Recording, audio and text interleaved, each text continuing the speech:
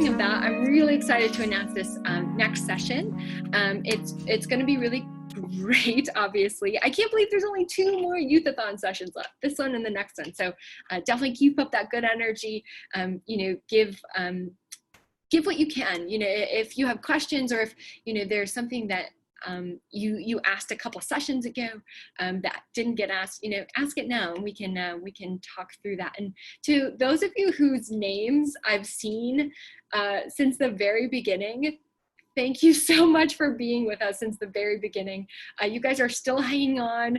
I hope you're getting lots of rest after this, or maybe just refreshing yourself with something to drink and eat. So thank you so much for being with us. So without further ado, I will tee up our panelists, and then I'll get to introduce them and before they start, and then we'll get going. We want to make sure we have as much time as possible to chat with this next group. I think I have everyone. Yay, I'm seeing some faces. Okay, we're coming up. Oh, awesome. Okay, everyone, I'm so excited to announce this next session. Like I said, I can't believe there's 2 more left of this 24-hour live stream. Let's get started. So are you a storyteller looking to affect global change with your work, but maybe just don't know where to start or what kind of the options and avenues are? Well, during this session, we'll be joined by CNN journalists Arwa Damon, Ryan Smith, and Brandon Miller, who will share their tips and tricks for effective storytelling. So they're going to talk a little bit about their work, show some awesome things that they've been able to capture, and ultimately, provide some ways to take your storytelling to the next level. Feel free to give them some questions, and definitely give them a follow on social media. You won't want to miss this. I hope you're taking lots of notes and getting inspired already. So without further ado, the team.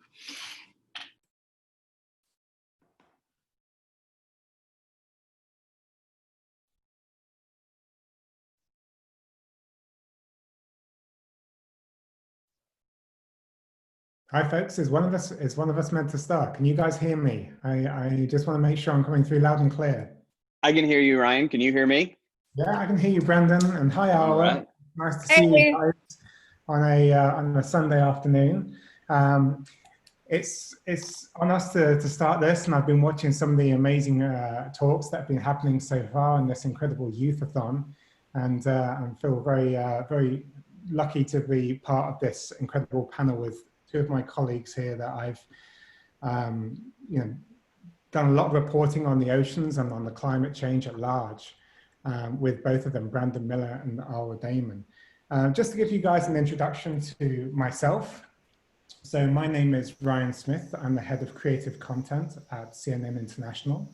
In the last few years, I have run a digital team that has been responsible for covering climate change and environmental issues on the digital side. I now have a role that encapsulates television and digital. And for my part, I have a number of series under my team, notably a series called Call to Earth, and other series like Going Green, Eco Solutions, and a breadth of sort of climate coverage and eco coverage that comes under my team. That's me. Arwa, do you want to introduce yourself? We've worked together on a few occasions. Yeah, we have. Hi, guys. My name is Arwa Damon. I'm based in Istanbul, actually, for the network. And I've done, a fair amount of reporting on, the environment, the oceans, Arctic, Antarctic, Sumatra, and Indonesia. But actually, and I'll get into more of this kind of when I go into my entire spiel, but, my career has really been focused on war zones. I've actually spent most of it in Syria and Iraq.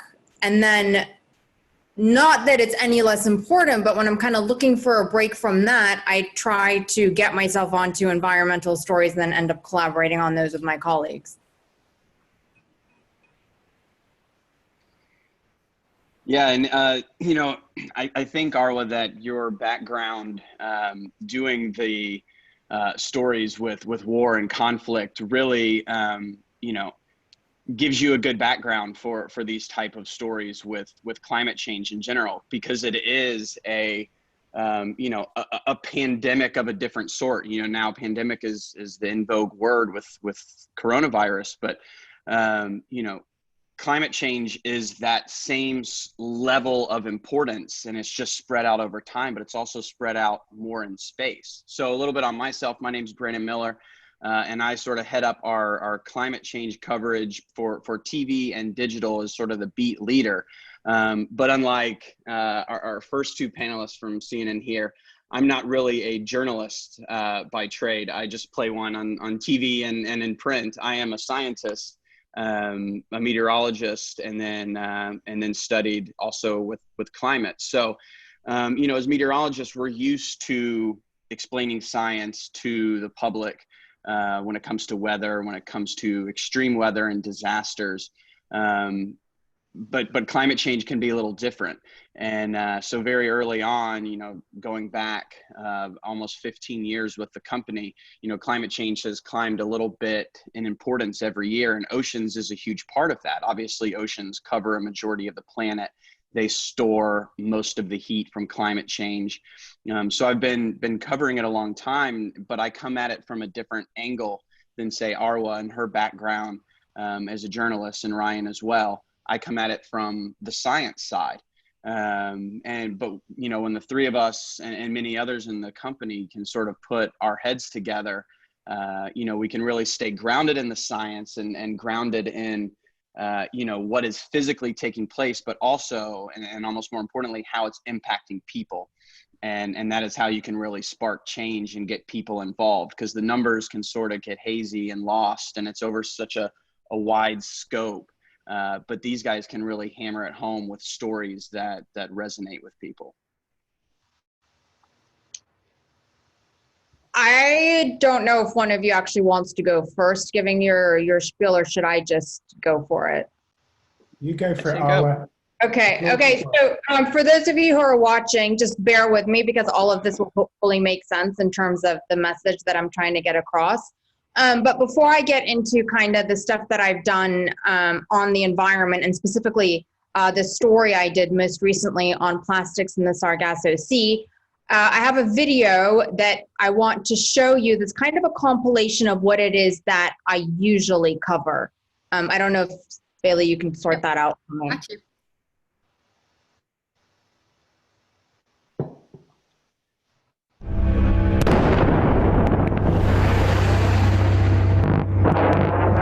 The road to Mosul is painstaking, etched with violence and agony. It's heartbreaking that some families are still here. Noor was accepted into university, but she never went. Her younger brother, Saif, is paralyzed with fear.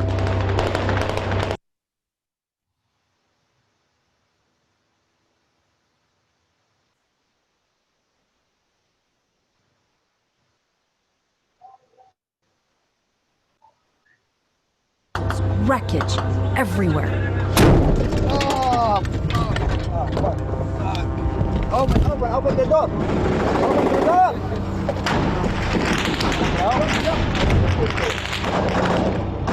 We need to go in this house.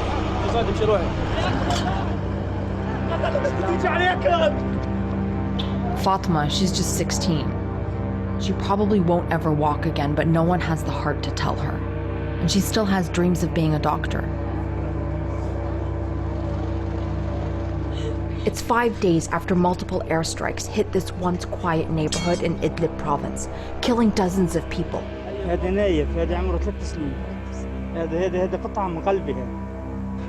Only one of Ibrahim's 5 children survived. It's just memories now. He was pulled out from under the rubble, but 2 of her other children, they were killed. One was 9 and one was 5.5, she tells us, unable to say more. In the same room, Buthaina looks on helplessly at her son, just 4 years old, injured in the same strikes that day. Humanitarian organizations are warning Syria is on the brink of a nightmare. Those who are living it will tell you that that nightmare began a long time ago. What they're about to enter is an even darker realm, one that defies logic and imagination.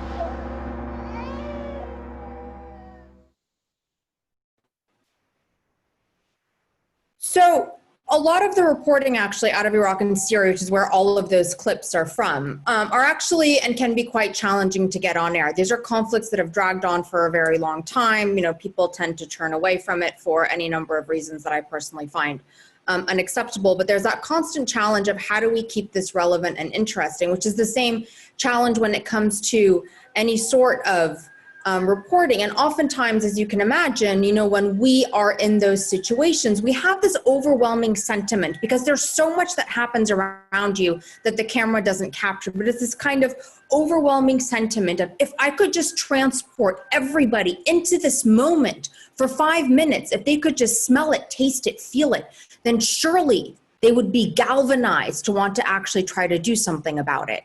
Now, what I wasn't expecting was that I would feel that same sentiment with that same level of intensity when it came to this plastic pollutions shoot that we did in the Sargasso Sea. Now, look, I'm someone who is actually the accidental war correspondent. I studied biology, and somewhere in life I took a left turn and kind of ended up where I am. But I like to think that, you know, I'm aware of certain things. I keep on top of, you know, the reporting that's happening with plastics and the environment. I'm appropriately outraged at our consumption of plastics. I try to use environmentally friendly products. When I got to the Sargasso Sea, I was shocked at what I discovered because I thought I knew, but it wasn't until I actually got there and saw it, and I mean really saw it, that I understood what we were up against. So if we could just roll that report, please.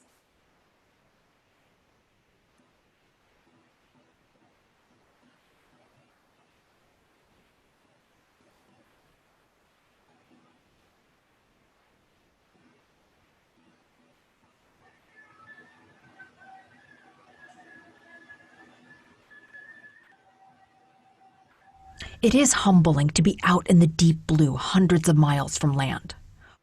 We're in the Sargasso Sea, named after sargassum, a free-floating seaweed dubbed the Atlantic golden rainforest. Under the cloud-like mats, there is an unexpected array of biodiversity.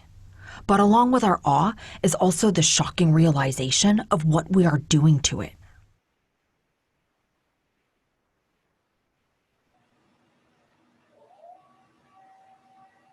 There are also tinier pieces, hard to see, but everywhere.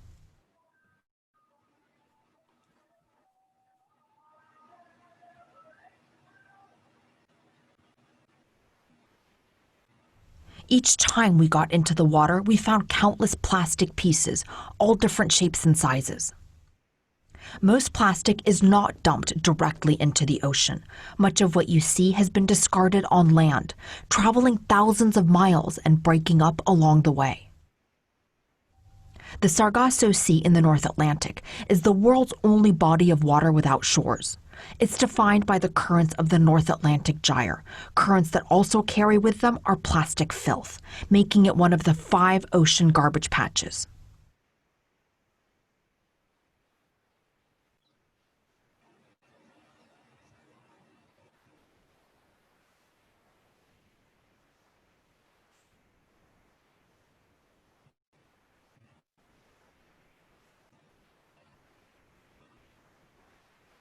Alexandra Gulick and Noreen Constant are marine biologists.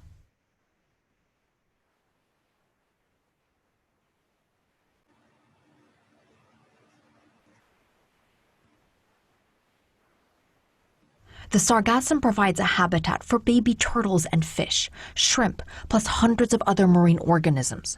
In the oceans, degrading plastic becomes even more poisonous as it binds with other man-made chemical pollutants. All that toxicity ends up in the digestive systems of marine life and travels up the food chain all the way to our dinner plates. On board the Esperanza, a manta trawl collects water samples, part of a Greenpeace study into microplastics in this remote body of water and its broader campaign for a global oceans treaty.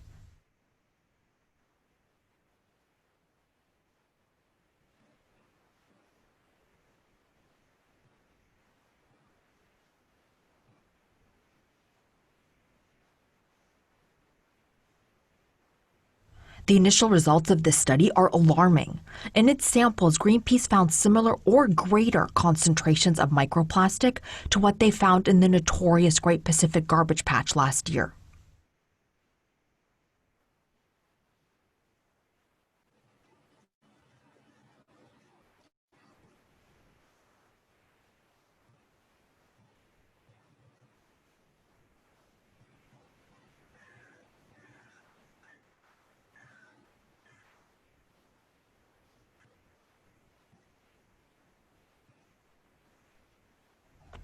Being out this far from land, you can't help but be struck by how interconnected our world is and how destructive we are being to marine ecosystems, and with that, also to ourselves.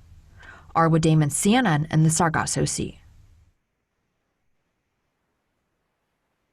Hey, sorry, it seems like there was something off with that piece. There's actually chunks of it that you guys missed, so I do apologize for that. But I think, you get the gist of it, obviously. And so the thing is once I went out there and like I was saying, I saw that, it flipped a switch in my mind to the point where I became even more hyper aware of what we were doing and of my own plastic consumption and of what I was seeing around me. I remember coming back, and I'm based in Istanbul, and I was taking a walk on the Bosphorus, the waterfront here, and I saw the guys there, pulling mussels out of, the Bosphorus. And all I could think of was how much plastic is in that. I go to buy, fresh fish, not that I know how to cook, but hypothetically speaking, I see the fresh fish shop, and all I can think about is how much plastic is in these fish. And this leads me to kind of this next point, which I think is our challenge as journalists, is how do you flip that switch for other people on a bigger scale? Because I know some of my friends saw that very same report and were like, oh my God, it's horrible what we're doing to the environment. This is terrible. I had no idea.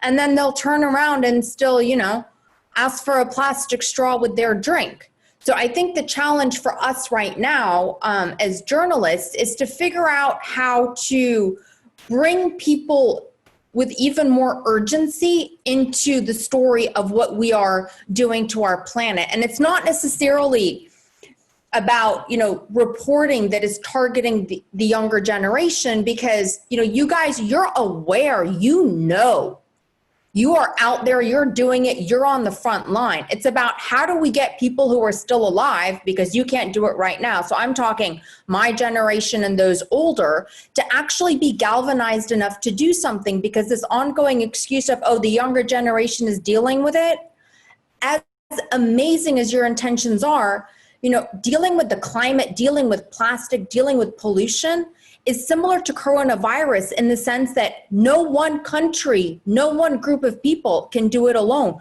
We have to figure out how we're going to do it together and how we're all going to do our respective jobs better. That's a really good point, Arwa. And we've talked about this as well when we work together frequently, is how do we reach out and inspire people to take action? How do we tell stories in a way that really impacts people to make change? And that's something that I've tried to do with some of our storytelling in the past, and particularly not just around oceans, but also around other subjects that we cover. My team, I'm part of the team that works on CNN's big anti-slavery project, My Freedom Day. And that was really a catalyst for us, in the moment that, as a network, we woke up and actually thought, well, actually, we can do more than just tell, we can tell on some certain subjects where there should be no debate whether something is right or wrong, something like modern day slavery, something like climate change, something like plastic pollution, where we have a weight of evidence to the point where it's undeniable that these things are happening. There is a time where, as a network, you can take a stand and say, okay, well, let's try and be part of the solution for this. For modern day slavery, we've worked both with young people, but also our CNN core audience and our core readers on our digital platforms to try and work with them to highlight the issues around modern day slavery, but also the causes and effects on My Freedom Day. And this is something that if anybody is watching, I would urge you to go and have a look at My Freedom Day. It's a huge, huge project we run every year on March 13th. I think it was March 11th this year. But we've been trying to do the same with Oceans Day, with Earth Day. We've been trying to use these days of awareness to really reach out and engage our audience and to become part of the story. I think the big challenge, as Brandon already alluded to, is something like climate change. It's a story 40 years in the making. And you know, we've seen it in multiple stories that we tell. We have to really work hard as a network to keep our audience interested in things that are important to them. Because after a certain period of time, and we can see it with the coronavirus right now, at the beginning, everyone was so alarmed by numbers, but that fatigue sets in, the numbers become numbers for some of our viewers. And we have to keep reminding them the human and the physical impact of these stories. We saw it with the refugee crisis, a few years ago as well. You know, we saw it as with the migrant crisis out of Syria. We saw all of these stories, particularly when we look at digital analytics and the way that we tell stories on our digital platforms. We can see, you know, how many people are clicking on stories in real time. And that gives us the flexibility we need to say, okay, well, we need to change the headline on this story. And that's not necessarily about changing the theme of the story, but it's how do we tell this story in a way that engages with our audience? And that's been a big challenge. One of the things that we tried to do around plastics, particularly spilling off the back of, I think, Arwa's first trip to the Antarctic, was we went out and we came across, and we worked actually with World Oceans Day to do a day of awareness called Zero Plastic Lunch Day. And the thought process behind this was exactly what Arwa just highlighted. How do we make these big stories about our Earth impact people in a way that is relatable?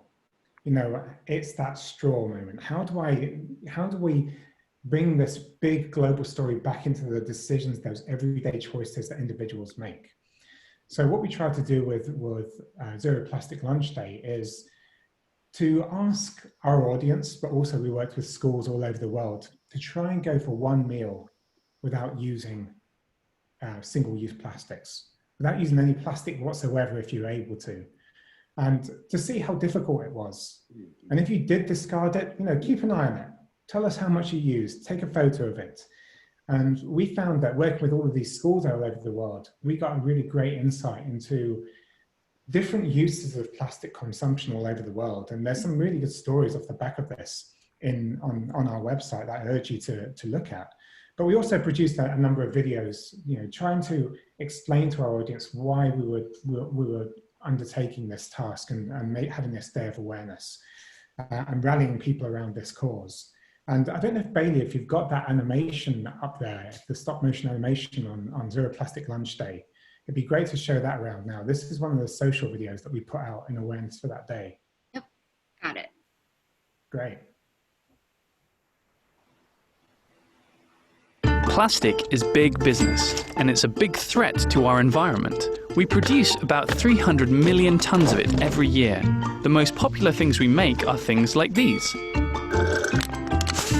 But of all the plastic ever created, only 9% has been recycled, which means a lot of it ended up in the dump and our natural environment. In fact, 8 million tons of plastic is dumped into our oceans every year. By 2050, there will be more plastic than fish in our waters. But the same durability that makes plastic so useful also makes it a danger to our marine environment. This stuff takes years to break down, and as it does, it can end up in the food chain, where it releases harmful toxins contaminating fish that we ourselves eat. Though at this point, scientists don't know exactly what eating contaminated fish does to the human body. What we do know is that there are ways to help keep plastic from ending up in the dumps and our oceans in the first place. Here are 5 things you can do to use less plastic. Cut out plastic straws. Use stainless steel or card ones instead. Bring a reusable carrier bag with you instead of relying on plastic ones. Pack meals in reusable containers. Invest in reusable bottles for drinks instead of using plastic bottles or takeaway cups. And here's a surprising one. Stop chewing gum. It's made of synthetic rubber, which is a type of plastic. So remember, your plastic picks can make a change. Thanks, Bailey. I think that video there, it shows a different kind of form of storytelling to what Arwa showed. And I think that's probably going to be, and I want to hear from anybody who's watching this today to hear, you know, how you think we can tell this story in a more impactful way. But I think the key for us, particularly as journalists, in keeping this story front of mind, giving it the weight that it needs, and hopefully reaching as wide audience as we possibly can, is to actually use all of our tools as journalists to keep the awareness of this subject, to educate people on what, you know, how their individual actions actually contributes to the state of the environment, but then also through our core news coverage and through things like Brandon covers, you know, things like weather and extreme weather patterns. You know, one of the things that we've seen in, you know, climate, as I said, it's 40 years in the making, the climate story. But we're living in the impact zone right now. You know, if you look at 2018, a NOAA report, it said that there were 14 separate billion-dollar weather and climate disasters in the US that year alone. Mm-hmm. You know, that just goes to show, and the reporting that Arwa has done, where she goes to the Antarctic and she finds plastic waste there, it has reached every corner of this planet now, and we are really living in that impact zone. And actually, like Arwa is doing in her war reporting now, we are seeing the physical impact of this, and that actually makes it for us, we're able to show when there's a huge weather pattern or if there's a climate disaster. That's where we are more comfortable in reporting as a network. We deal in disasters every day. I think it's the scientific modeling and the projections. Those are the things I think we found more challenging as journalists to report on in the past. I'm going to throw it to Brandon because this is really his expertise. Well, Ryan, you really hit on something there that I think is the most important, and that's the word educate. You know, I think the most important thing we can do is educate people on what is happening, what we're doing, what you know, the population as a whole is doing to the different parts of the planet, and then how everything is connected and how it comes back to impact them. Because people might think, maybe I don't live anywhere near an ocean. I live in, you know, the middle of Europe. I live in Kansas. I'm not impacted by the ocean, but you are. And because of rising temperatures are impacting, you know, fisheries, rising sea levels are impacting these, you know, coastal fisheries where, you know, the fish that you eat for dinner are coming from. And that is all playing back. And so if you can educate them, and things like these big UN reports, you know, they're big, dense, 1,000-page reports, but, you know, we can dig through them and find stories and tell those stories so people see. And yeah, like you said with coronavirus, the numbers work for a little bit, but then they just sort of become numbers, and you have to bring them to life for people and show them how it's going to affect them personally.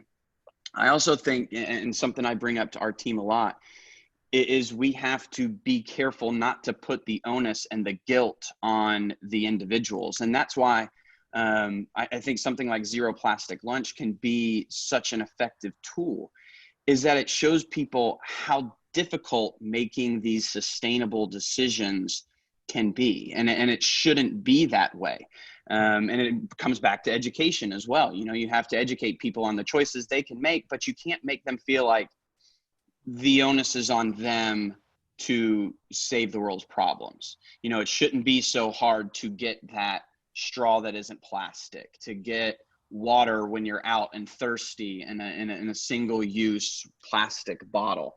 And, you know, when you really start to educate people, then they start to realize where they can make a difference, you know, and the companies that they support and the, you know, politicians that they vote for. And, you know, that's where change ultimately has to occur. And I really think there is this sort of disinformation campaign that comes from some of the biggest polluters on the planet that comes back and says, hey, this is your fault. You're the one that is getting takeout and using plastic, silverware and things like that. But if you educate people, yes, they can make better decisions, and that can drive, from the ground up. But ultimately, it has to be a holistic approach, like what we've seen with coronavirus. Again, it comes back. There are a lot of, parallels between the two. Although ironically, a lot of the progress we had made on things like going to the grocery store and reusing things. Reusing has become a no-no in COVID time because of the potential for spreading germs. So that irony is not lost on me. But those are the type of, top-down decisions that have to be made. Hey, this is an important thing that's affecting all of us. We have to drastically change the way we operate, holistically. And yeah, from my team, using concrete examples like extreme weather can be one of those things. Obviously, the ocean drives things with El Nino affecting weather patterns, warmer ocean temperatures affecting, hurricanes and typhoons, rising sea levels causing flooding. These are all tangible things. Weather is one thing that everybody is impacted by, no matter where you live. And climate change is affecting that weather everywhere. And oceans are really at the front line of our defense of climate change. They are absorbing, 90 to 95% of the heat that we are adding through greenhouse gas emissions, and that blanket we're putting over the atmosphere. That warming is being absorbed by the ocean, and that's affecting the ocean in unimaginable ways. And also the ability for the ocean to do that is running out. So again, it comes back to that point of education. The more people know, the more they can shape their decisions to hopefully help in that sustainability. I agree with you, but do you know what, Brendan? I think that we have a problem right now globally where more people know than are actually taking action. And I think it goes back to what you were saying before, this whole, I don't live next to the coast, so what's happening in the ocean isn't going to affect me. It's the same thing we face in war zones. That's happening over there, so why do I need to pay attention to what's going on in, Yemen or wherever it is? And I think we need to break, as media, this whole concept of this is happening over there, and drive home this point that actually, no, over there is not that far away. And these borders that we think are so impenetrable, actually, they get broken down very easily and very, very quickly. So I would argue that while the burden isn't only on the individual, of course it's not, there are so many people out there that can be doing so much more than they actually are, and are just making up excuses for themselves. Oh, I think this as well. I wanted to ask you a question. You obviously have that biology background, but you ended up in war zones. What was it that inspired you? Was there any report or anything specifically that inspired you to get back into, looking at things that, really, really embracing that biology side of your background again? Was there? Because I've watched you over there. I've worked for CNN for 13 years, and I've seen you in so many different war zones over the years and covering so many different stories. Was there a switch where you thought, actually, this is the most important story for me now, because I know that you're constantly pitching to go and do these kinds of stories now. Was there something that changed your approach? Was there a piece of journalism that you saw, or was there a report that you saw? I know you've always been passionate about it, but galvanized to actually go and cover it more aggressively. So for those of you who don't know, I ended up in the war zones because I'm Syrian American. So I grew up very bicultural, and when the Iraq War was happening, it was my two cultures colliding. And I wanted to go and explain one side to the other. Unfortunately, those wars haven't ended. So I think I found myself really sort of sucked into that vortex. And it is very intense. And there's a question about, you know, emotional separation and how do you separate yourself?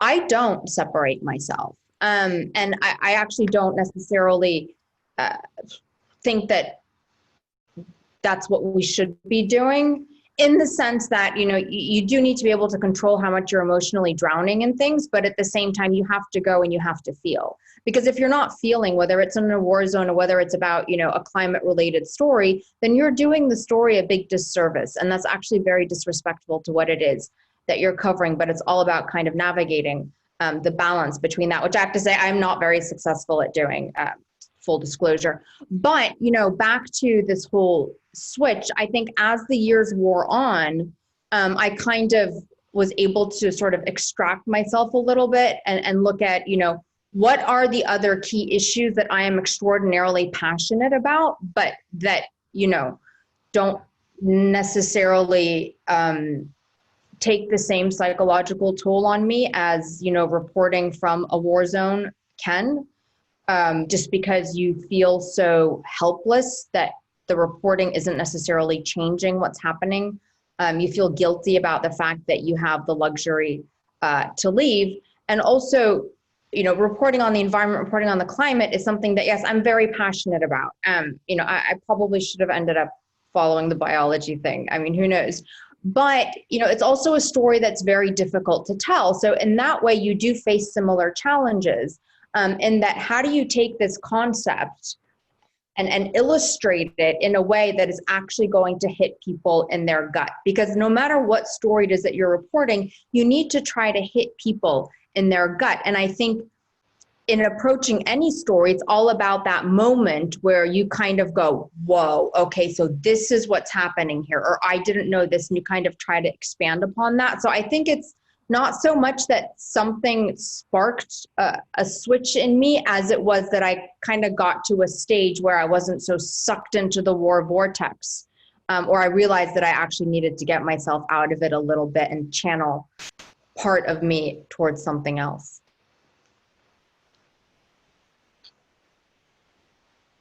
It's actually a great time to bring up some of our audience questions. There's some really good ones in there. Arwa already pointed out one, but another one that I wanted to ask is sometimes the more a story is reported on, the more people kind of tune out, or it just becomes white noise.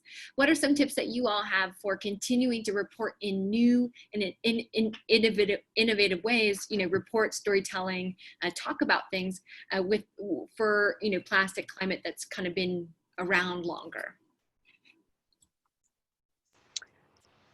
Well, I think, I mean, yes, so this is kind of what I was alluding to before. So, okay, let's use the Sargasso Sea as an example, right? We're talking about a sea and we're talking about floating pieces of plastic. Like, there's no human character to that. So what do? Well, in that particular instance, and this is not necessarily something I would do, say, reporting on, you know, civilians fleeing, but I kind of made my surprise at it and the things that I learned on that shoot. So I kind of made myself be more prominent as a character in the story because I was learning as we were going along. So it's all about really trying to find those different ways. And then, you know, my colleagues can talk about the stuff that they do online, because in the digital space, there is so much more room to be able to be extraordinarily creative in terms of telling these stories. I think I think there's, baby, it's a really good question. And, you know, I think my perspective on it always has been that this world is made up of different people with different personalities, and they all absorb information in different ways. So your approach has got to vary. You know, someone may learn something about the oceans from watching, you know, one of Brandon's weather reports. They may, you know, watch our Sargasso Sea report. They may see a very short 30-second video on Instagram about plastics, or they may read a 5,000 words, you know, long read on our website. I think the key is to stick with the story. Stick with the story and try to vary it, and trying to use the unique set of tools that you have on any of the devices or different formats that you can tell the story. On digital, like Arwa said, there's a lot of different options for you. The way you would tell a story on TikTok is very different to the way you'd tell it on CNN's website. And I can see Arwa going, I don't know what that is. Max Foster knows what that is. Have a look at Max Foster's. And there's very different ways of telling these stories using the various different mediums that we have, and we have to embrace them all, because we have to think about it in different aspects and different approaches. The video that I showed you earlier, that's really introducing plastic pollution and plastic wastes to somebody as if they've heard it for the first time. Now that could be somebody very young, it could be somebody very old, it could be somebody my own age, it could be anybody. Or there could be somebody who comes to CNN. And this is the magic of CNN that I always think, is that we tell stories that will relate to people that are coming to it from the first time, but we have something as well for somebody who is maybe an expert coming to this subject that they can read and still take something away from our storytelling. And it may not be the information that they take away because they may know it all, but it could be a way of actually using that information to tell a story in an impactful way, to try and hit somebody's gut, like Arwa said. And we've done so many different stories like this, long form pieces. I was just reviewing a piece that we did actually for Oceans Day this year, where we talked about our amazing oceans and why we need to preserve them.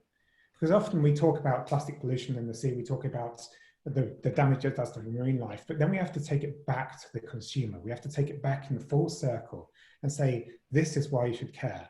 This is what you can do on an individual basis to minimize your impact. This is what organizations need to do. This is what governments need to do. And this is why.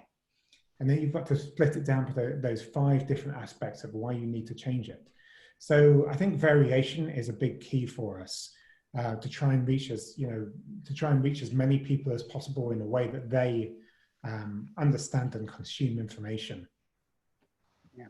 I would also add that a good way of going about the storytelling is showing people's transformations, because that's going to get at people who may share their viewpoints, to give an example from last year. So we had, of course, the big ocean report from the UN. The month before, we had a big UN IPCC report on the lands report. And we took Bill Weir, our climate correspondent on CNN, sent him out to Iowa, and he met with some farmers there.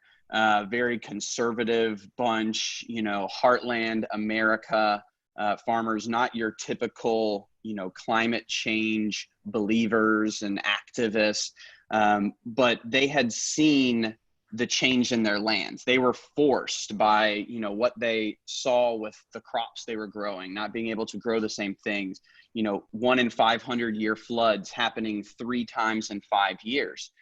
And they're very in touch with nature. So they saw that this wasn't natural. And then, their thinking was transformed through that. And now they're using their lands to become carbon sinks. And by telling their stories, you can really meet people maybe where they are. Maybe, the people that are aligned with them and their political viewpoints don't believe in climate change. But, and a lot of them even said, I don't know, maybe this isn't humans causing this. Maybe it is, I don't know, but I know something's different. And by showing their transformations and how they came about to change and make choices to impact, you can then maybe convince people that are like them to make similar decisions. That was such a good answer from everybody. While we have Brandon, we actually have a specific question for him, but Ryan and Arwa, please feel free if you also have a thought about this. What's the best storytelling techniques to demonstrate the difference between weather and climate, which is often major misconception within just audience viewers in general? Yeah, sure. So there's a lot of good analogies people will use, comparing weather and climate. One of my favorites is, climate is your personality, whereas weather is your mood. So, your mood changes from day to day, but your personality is really who you are. So just because you have a bad day doesn't mean you have a negative personality, right? That's a good one. There's lots that are that are like that. But what I find actually is, yes, they're different, but they're both very connected. And, you know, one of the questions we get so much as meteorologists is, after an extreme weather event, you know, hey, that typhoon that just hit, you know, the Philippines, was that climate change? Did climate change cause that? And, you know, for so long, the stock answer was, well, climate happens over a long period of time, and you can't say that one storm was caused by climate change. But I've really thrown that out, and I say, you know, yes, everything is impacted by climate change. Every weather event that happens, you know, right now it's 75 degrees Fahrenheit here, you know, 25 degrees Celsius here in Atlanta, and it's sunny and it's beautiful. That's still being impacted by climate change, just the same as if there, you know, was a 1 in 500 year flood event happening right now. You can't disentangle the two. And we have to make that clear, because otherwise people think we're just, you know, piling on, oh, everything is caused by climate change. Yeah, actually it is. And we are seeing more of the extremes because of it. And the extremes are what cause problems, but you can't disentangle the two. Every event in weather now is impacted by the change in climate. You're changing that baseline and you're moving it in a more extreme, hotter, wetter, or drier, depending on your location. And so that makes those normal ups and downs, the troughs and ridges, more extreme. I'm definitely stealing those analogies. Yeah, Anyone. yeah, there are some good ones. A lot of them, you know, go back to sports too. With, you know, a good one is about, you know, when a baseball player hits a home run, people say, you know, oh, you know, climate change is like the steroids that baseball players, you know, were known to use for many years. You know, yeah, they hit home runs long before they used steroids, but once they used steroids, they hit more home runs, and those home runs went farther. Is that to say that, you know, any individual home run wouldn't have happened if they weren't on steroids? Well, you can't say that, but you can say, looking at the whole, hey, look, home runs went way up these years where we knew steroids were happening. That same thing is like what's happening with climate. As a Brit, I think I'm going to stick to your moods and personality description. I'm not You sure can I'm probably gonna do cricket too, but yeah, cricket's not my area. But I'm sure you lost me at baseball there, Brandon. That's so good. This is just a really simple kind of question, but we've been asking a lot of the other session panelists, but what gives each of you hope right now, both for the climate crisis, what's happening in the world, but what's giving you hope? And you know, if there's something that we can all kind of also cling on to and can kind of watch or participate in, let us know. We'd love to kind of take on some of that hope from you all too. I'm going to go first because I tend to be sort of the downer of the bunch, because I really do struggle to find it, actually, to be completely honest, because no matter it is what I'm covering, I mean, what we continuously do to ourselves literally blows my mind. Like our species and what we have allowed to happen, what we have allowed ourselves to become actually does blow my mind. And I struggle almost every single day to actually find why it is that we should even deserve to sort of occupy space on this planet.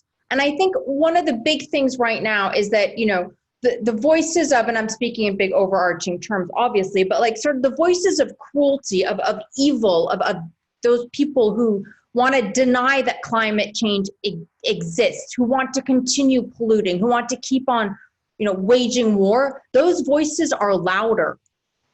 We are hearing the other side begin to get louder. And so on the one hand, you know, does that give me a bit of hope? You know, yes, to a certain degree, and obviously as dark and cynical and twisted as I can be, I mean, I do have some hope in humanity. Otherwise I would just, you know, throw in the towel and like go live on an island by myself.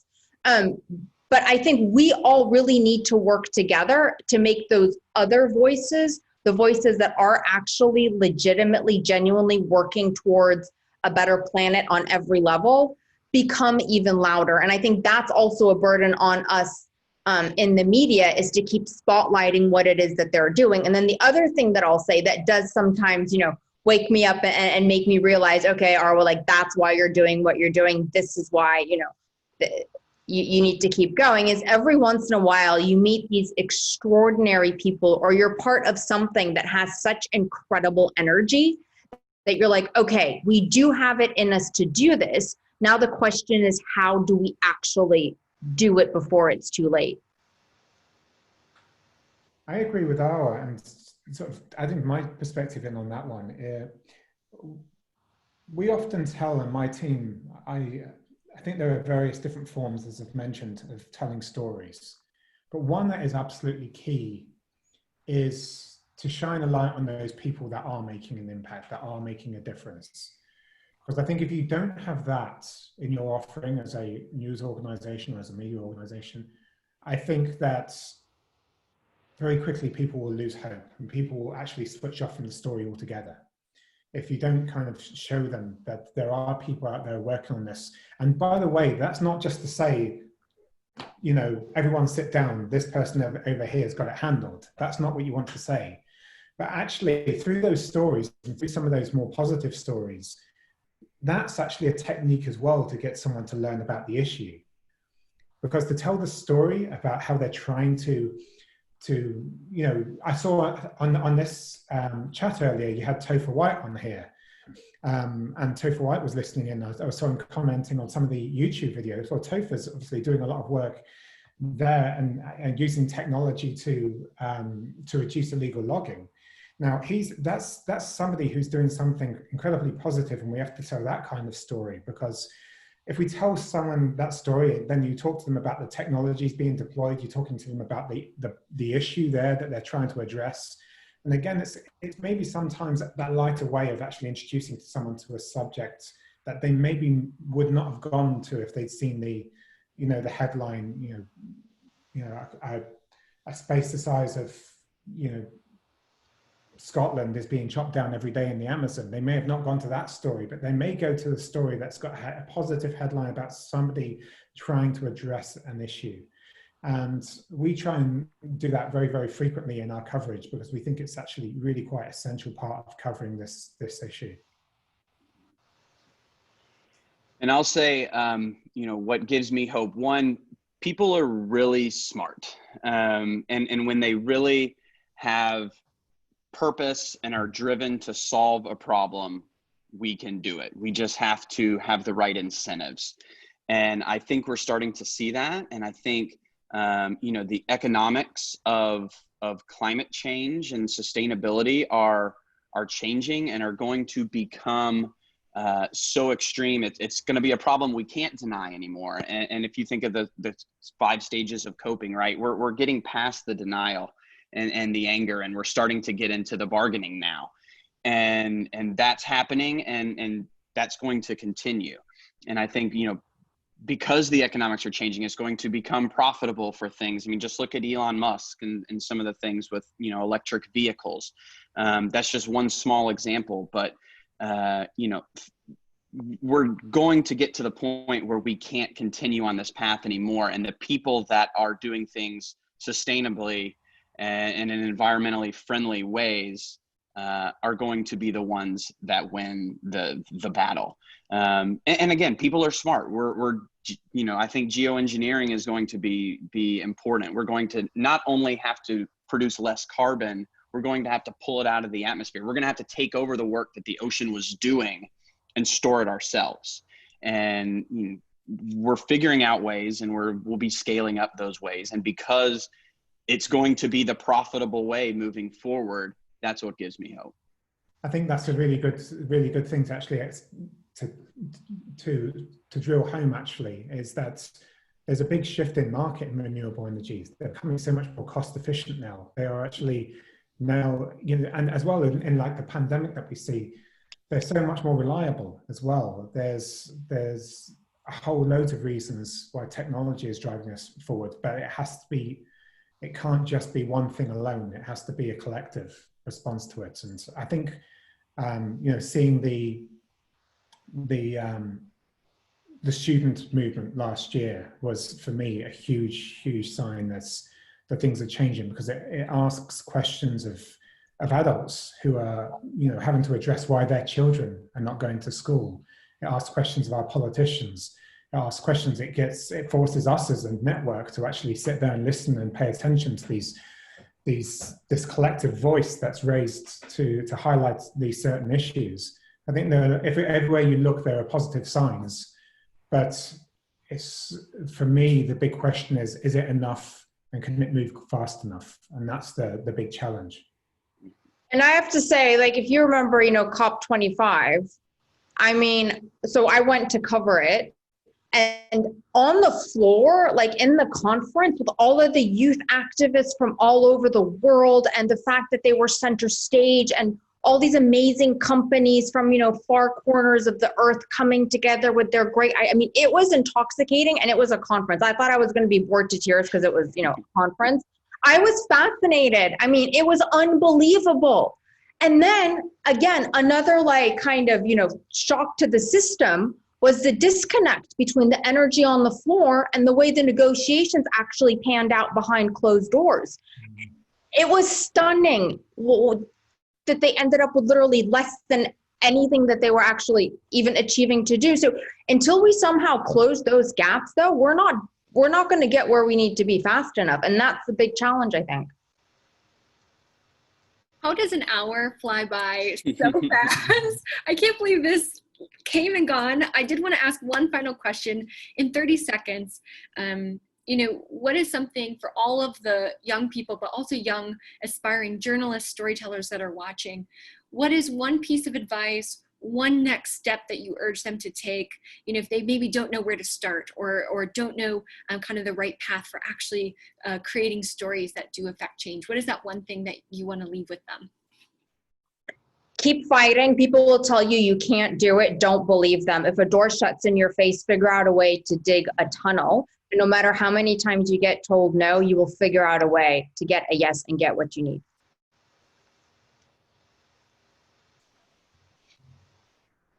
I think, following on for that, I think if they're looking to get into this kind of space, I think it's two things. Is you have to read widely. You have to look at, you can't just read one news outlet and become a good storyteller. You have to see what CNN's doing. You have to see what the Guardian's doing. You have to see what the New York Times is doing. You have to see what the BBC is doing. You have to look and read widely. You have to read the reports and, invest time in digesting the journals and those big weighty papers that Brandon was talking about. And then you have to really try and connect with your audience.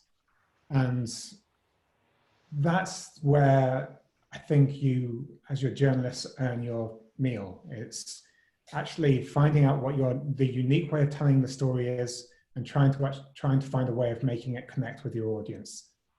Mm-hmm. And I would just say really quickly, there's no one right path to get there. Look at the three of us, we all have very different backgrounds and we all come at it different ways. So, find the path that works for you. And I think that's just, there's a million different ways to get there. And then finally, don't assume anything. Don't assume people know something. I think just because you might read a lot, like Ryan said, you feel like, oh, everybody knows that. That's so basic. So many people don't. The literacy on this subject is extremely low. So don't assume anything. That's awesome. Thank you guys so much. There's so much love for all three of you, both on the YouTube chats, here in Zoom. Just thanking you all for continuing to tell the stories that, might be overwhelming and hard to do sometimes. So thank you guys for being the ones, that a lot of us young storytellers really do look up to and, hope to kind of follow and ultimately be kind of the ones hosting and having our own session at Youth-A-Thon on behalf of CNN one day. Thanks so much. You guys are so awesome. To everyone watching, I'll be able to put their handles in the social media in our chat. So give them a follow. Definitely, if you have any questions, I'm sure a DM. Just let them know if you have any more questions. But thank you guys so much for being with us today. Have wonderful days, and keep telling the stories. Thank you all. Thank you. Total Thanks, guys. pleasure. Bye, Bye. everybody. Bye. Wow. That was just like, I hope you all had like a notepad, and there's Andrew with us. Andrew, were you just so blown away by that last session or what? I really was, and there was so many good tips and tricks in there. I mean, what the big takeaway for me was, part of our job is to make regular people understand how their day-to-day lives and the things that they do in their day-to-day lives have to be informed by their effect on the climate and their effect on the environment around us. And it's so challenging to sometimes can be to help people understand the importance of things that maybe they'll never see in person or never get to interact with in person. But when it comes to building empathy for the planet, it's a matter of life or death, really. I mean, we are looking at these massive storms, these effects of climate change. I mean, the stakes couldn't be higher. So I just am so thankful that we have those three on the front lines, because they're brilliant. So that was amazing. No.